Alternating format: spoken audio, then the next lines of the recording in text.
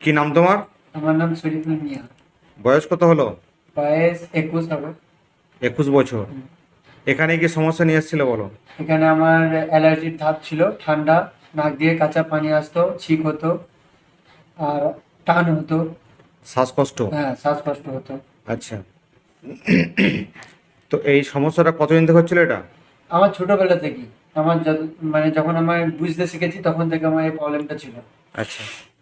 তো তখন থেকে ডাক্তার কি দেখিয়েছিলে? হ্যাঁ, অনেক ডাক্তার দেখিয়েছি, আমাদের ওইদিকে বাঁকুড়া পর্যন্ত গেছি এই রোগটা। তোমার বাড়ি কোথায়?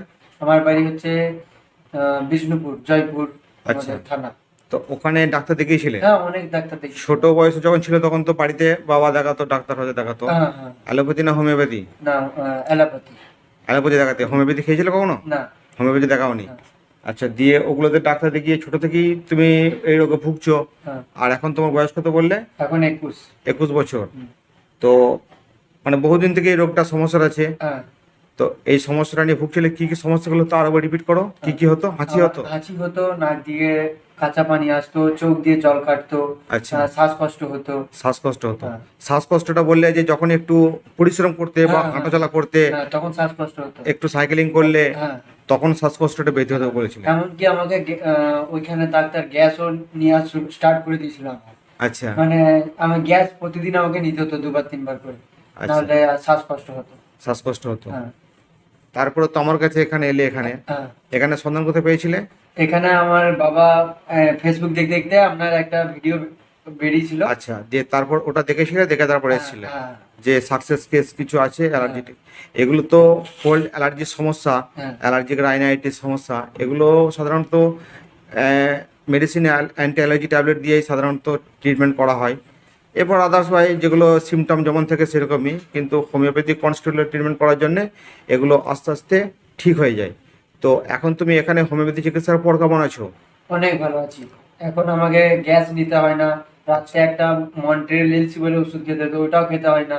শুধু এই ওষুধটা আমি সকালে খাই, এখন অনেক ভালো আছি, আগের থেকে অনেক ভালো। তুমি লাস্ট ওষুধ নিয়ে গেছো বোধহয় 6 মাস আগে। হ্যাঁ। 6 মাস আগে ওষুধ নিয়ে গেছো। 6 মাস আগে লাস্ট তোমাকে ওষুধ দিয়েছিলাম 2 মাসের। হ্যাঁ। তো 2 মাস ওষুধ খাওয়ার পর বন্ধ হয়ে গেছে। হ্যাঁ। তার মানে মোটামুটি প্রায় 4 মাস হলো তোমার ওষুধ বন্ধ আছে। হ্যাঁ। তো এই 4 মাস যে ওষুধটা বন্ধ আছে, তার জন্য কি কোনো সমস্যা হয়েছে? না, কোনো সমস্যা হয়নি, আমি ভালোই ছিলাম।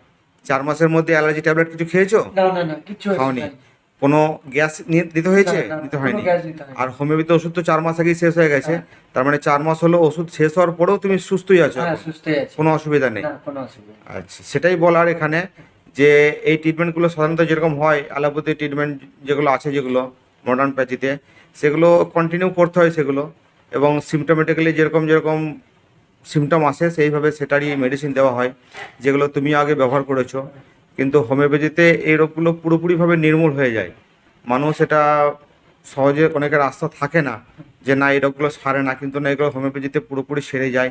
অনেকেই সেরে গেছে, তোমারটাও সেরে গেছে, যেটা সবথেকে বড় উদাহরণ হলো যে তুমি গত 4 মাস থেকে এখন কোনো মেডিসিন খাওনি। না, খাইনি। না, আমার হোমিওপ্যাথি তোমার কাছে ছিল, শেষ হয়ে গেছে। তুমি তো হায়দ্রাবাদে থাকো, বাইরে থাকো। হ্যাঁ। তো ওখানে তোমাকে 2বার আমি অনলাইনে ওষুধ পাঠিয়েছিলাম। তো অনলাইনে ওষুধ পাওয়ার পরেই তুমি 6 মাস আগে থেকে ওষুধ নাওনি। হ্যাঁ। আর এর মধ্যে এখন অ্যালোপ্যাথি মেডিসিনে খেতে হয় না না। না না। আর হোমিওপ্যাথিটা খাওনি এই জন্যই যে ভালো আছে বলে, সেই জন্য অতটা গ্রাহ্য হয়নি। হ্যাঁ। এক 4 মাস হলো, কোনো সমস্যা নেই। না। এখন বাড়ি এসছো, হ্যাঁ। সেই জন্য আবার একবার এসছো যে ওষুধটা নিয়ে যাই। হ্যাঁ। ঠিক আছে? তাহলে এখন তুমি পুরোপুরি সুস্থ আছো? হ্যাঁ, এখন সুস্থ আছি। ঠিক আছে, সুস্থ আছে, ভালো, অসুবিধা নেই। আর বাড়িতে এলে মাঝে মধ্যে ওষুধটা নিয়ে যাবে, একটু করে টাচ রাখবে।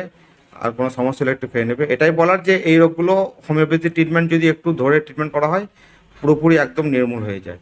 তুমি চিকিৎসাতে সন্তুষ্ট? হ্যাঁ, আমি তোমার সন্তুষ্ট। তোমার বাবা কি বলছে? বাবা তো বলছে ভালো। আমার মায়েরও এরকম প্রবলেম আছে, আমাকে বললো এবারটা তুই দেখি আয়, এরপর এবারে তোর মাকে নিয়ে যাবি। আমার একটা দিদিও আসবে, আমি নিয়ে আসবো 2 দিন পরে। আচ্ছা। আমার দিদিরও সেম কেস, অ্যালার্জি প্রবলেম। হ্যাঁ, এখন তো অ্যালার্জির সমস্যা এখন ম্যাক্সিমাম অনেক লোকেরই হয়েছে। তো বিশেষ করে এই করোনা পিরিয়ডের পর থেকে আরো বেড়ে গেছে অনেক। হ্যাঁ, আমি দিদিকে বললাম যে এরকম ব্যাপার, আমি ওষুধ খাচ্ছি, ভালো আছি। দিদি আমাকে বলেছে ঠিক আছে, যাবো, আমি নিয়ে আসবো। ঠিক আছে, ঠিক আছে, ওকে।